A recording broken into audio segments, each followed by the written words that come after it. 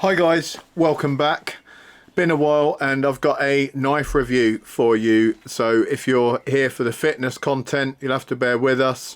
Some of the people came here for what I originally planned this channel for, which was outdoor gear, knives, tools, all that sort of guyish stuff. And it's kind of morphed into a bit of other guyish stuff, including going down the gym. If you're not interested in this stuff, apologies, there's more fitness content coming soon. But in the meantime, I bring you a very cool little budget friendly blade from the Kings of Budget, CRKT. I say the Kings, they're kind of the originators of the really nice, good, functional, quality budget lines. There's been a few other companies that might have kind of sneaked into the budget category and maybe pipped them at the post on price, but CRKT I think were the guys that were kind of known for doing this originally. They have some higher end stuff as well, but they really know how to put out a good quality blade that is cost effective, and not all of us want to spend $200 or $300 or pounds on one of these things. So some people just want a functional little design that also looks nice, and this certainly does. It's one of my favorite materials. So we've got some copper on there, beautiful looking little knife, and this is the CRKT Pilar. Been around for a while. It's not like super new, but it's not something I've reviewed before, and I've not come across this copper variant before. It was kindly sorted out for me by the guys at Edgar Brothers in the UK. If you don't know Edgar's have kind of got a rep as a big distributor for CRKT and Spyderco. They do a load of other outdoorsy stuff as well, and including rifles and all kinds of firearms related components. So if you're into that, check them out. But if you're a knife guy and you like CRKT or Spyderco, also you can buy these singly. They're not just a trade distributor, so it'd be worth having a look. I'll stick a link up for those down the bottom, and for the American guys I'll put an Amazon link up as well.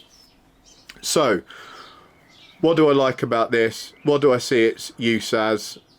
It's an interesting little blade, and right off the bat I've heard some moans about this, and one of the common moans is that it doesn't open up very well, and people have been saying, oh, I've had to use 2 fingers to open it. Now what I did notice with this when I first got it was that it was quite stiff, so it was kind of like a slow opener, and I did wonder, hey, is that you know, designed that way? Maybe it's more of a gentleman's kind of thing and you're just supposed to open it up with the thumb or whatever. It's got that thumb slot there, and I took it apart. Now I will warn you, it is a bit of a pain to take apart because all the bits just need to be fully aligned. You know, you undo that. I think I took this piece off, a couple more screws in there, just Torx screws going through, and the bit that is a pain is this spacer in the middle. It actually all comes apart, the spacer comes out and drops away, and then you have to line everything up really carefully to get it back together. So it's not like tiny little springs fly out or anything like that. It's just it kind of takes a while to get everything lined up, or it did for me, and I was there, you know, cursing for about half an hour, but it is doable. So why did I take it apart? Like I say, it was opening a little bit stiff and slow, and I was thinking, well, that should just pop out of there. And what I found was that it was absolutely full of kind of, you know, factory oil as per usual, and the oil that they use, you know, it was thick, gloopy, horrible stuff, and it was just all over the place in there. Someone had obviously just give it a good old squelch of oil in there and left it like that, which is kind of good because when they ship these things you don't know how long they've been in storage for, and I want the knife to obviously arrive not, you know, all marked up with corrosion and stuff. So it certainly wasn't going to be corroding at any time soon with that amount of oil on. So all I did was degrease it all, you know, took all the parts, degreased them. It's got the little Teflon washers in there, so I took them out, you know, degreased them, and then I just used some high quality knife oil in there, and a very small amount of that, and it's much better viscosity. You know, it's not like a grease, it's not all thick and gloopy. It's a very, very light oil. There's plenty of places you can buy that kind of stuff online. I'll chuck a link up below. I think I use some Tops knife oil, but most of the knife manufacturers make it, or just use some really, really light oil on there. And I degreased it with like a carb cleaner, and then I just sprayed it down with some WD-40, wiped all that away. WD-40 is not a good oil, guys, to use as like a lube, because it tends to dry things out. It basically, what it's for is for, you know, leaching down into things. So if you're trying to open up a nut or something that's a bit stuck, WD-40 is great, because it's so low in viscosity. Or is it high? I can't remember which way it is, but it's such a light oil that it penetrates everything. That's what it's for. It's a penetrating oil. So if you're trying to open something up and it's really stiff, use WD-40 penetrating oil, get the thing undone. But what it'll actually do is just draw all the sort of moisture out of that component over time, because it'll leach away and it'll just leave all the metal bare. So it's not great for something that's got moving parts as a lubricant. You want a lubricating oil for that. They're two different things. So took it all apart, and then I just added that small amount of oil, and then voila, it flicks out just fine. I did take a really, really fine grit sandpaper, and just in case there were any burrs on the edges of this blade, inside where it locks up, I just gave it a quick rub with a bit of sandpaper, and to be honest it was fine, but just in case. And it was a pretty simple thing to get that flipping out, and I think it will get even better over time. What I have heard people have done is loosen this off to get that thing flipping out, and not clean it up or anything. The problem with that is that you end up with the blade off center, so you can see that's nicely centered, and also you would end up with some play in the blade, where actually, you know, that's solid at the moment. There's no play, it's nicely centered. That's how you want it. Don't just be tempted with knives to loosen this up just so it sort of flicks in and out. There's a reason that it's not flicking in and out, and it's generally not because that's over tightened. Occasionally it is, but generally it's because of something else going on. So let's talk about what we have here and what I can see it being used for. So this was originally a Jasper Voxnays design, and he actually based it on a ship from World War II, the Pilar, which was supposed to be some, you know, pretty tough and cool small battleship. And I think he took that idea of this sort of small but rugged and functional little thing, and he created this knife, the Pilar. And it certainly is, you know, it's got a really stout little blade.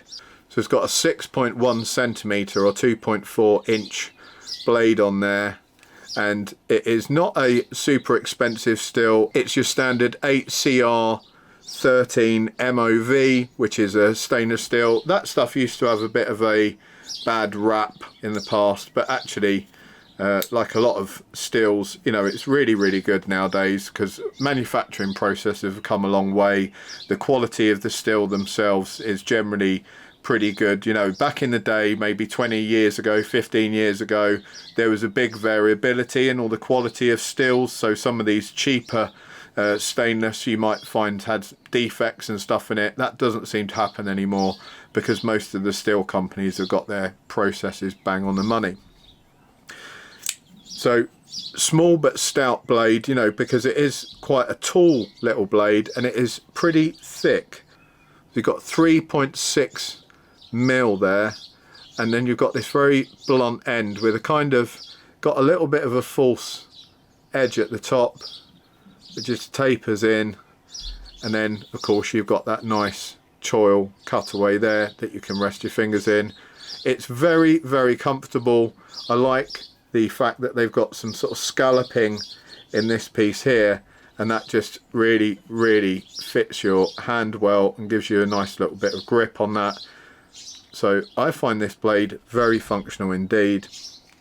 The whole thing only weighs 120 grams, and you know, that's more than reasonable. And then you've got, of course, your pocket clip, which isn't mega deep carry, but I mean, I don't think you would see much of that poking out of the pocket, to be honest. And you can carry tip up or tip down. There's only an option for the one side, because you don't want to ruin the nice copper on the other side. And then of course we've got our lanyard hole there for those that like sticking lanyards on knives. One method of opening really, which is just this big cutaway here, so you can go for a sort of spidey flick, which is probably what most people are going to do. I can't do it. I don't know if anyone can. Maybe they can kind of get their thumb in there and like flick it out. It doesn't work for me. I can obviously use that as a standard opening measure for that. It's very comfortable to do it that way, but if you actually want to flick it out, then it's going to be with the back finger, like so. I'm left-handed, but you know, same thing the other way around. Probably can't do it with this hand. Oh yeah, there we go. So exactly the same situation. It does take a little bit of getting used to the mechanism, because if you try and flick upwards that way, it kind of doesn't want to open up properly. So you have to make sure your finger's flicking directly out, or maybe even a little bit down, and then it just opens up really, really nicely. It's got a plain edge, and this is like a satin finish. They describe this as a sheep's foot blade, but it's very, very sort of stubby, short little sheep's foot. Quite a functional design. I really like it. This is a great package opener. I've been using it for cutting tape, cutting packages, but I'll show you what I really like it for in a minute, because I'm going to treat myself to something, and I won't give away the surprise. But this is an ideal knife, especially with that beautiful copper on there. And you can actually, from CRKT, get these engraved, or if you had a friend with a laser engraver, you could put something on there. I think it would make a nice gift to Father's Day or something like that. But it's quite a nice little gentleman's knife. I really, really like the look of this. It's kind of gentlemanly, kind of a bit cute, very, very functional, very robust. Frame lock, obviously, we can see on the back there, just locks in nice and sturdy. And then of course the rest of that is stainless, so looks really, really cool. I like the fact that they've differentiated this sort of high gloss blade to this more sort of subtle, almost a battleship grey kind of subtle colour on there. Looks like it's been bead blasted or something like that. Then you've got the same with that spacer, just a slightly different colour again, but again it's like a matte steel, like a bead blast. And then of course that beautiful copper. I know they do other options on this thing. I've seen just an all stainless one, but I particularly like this. I just think it looks really, really classy, and I love the size of it. I just think it's a really cute knife. So what do I think this would be really good for?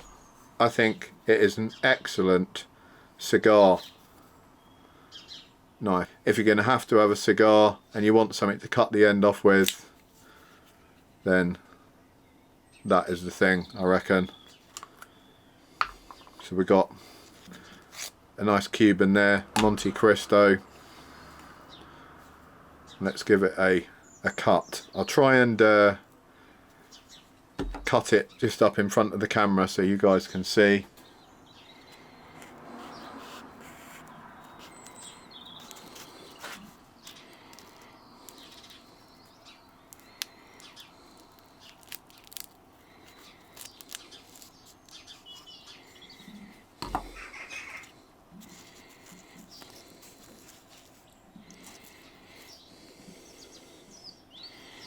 Nice clean cut on there.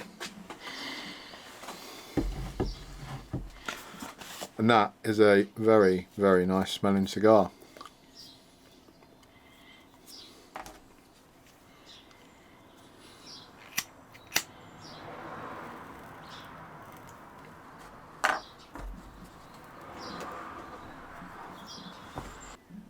CRKT Pilar Cuban cigar, match made in heaven.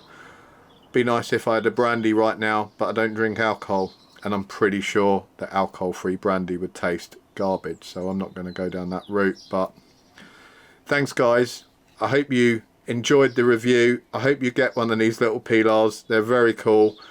Price on these is like between 40 and 60, around about that area, and that's both pounds and dollars. There's not much difference between the two.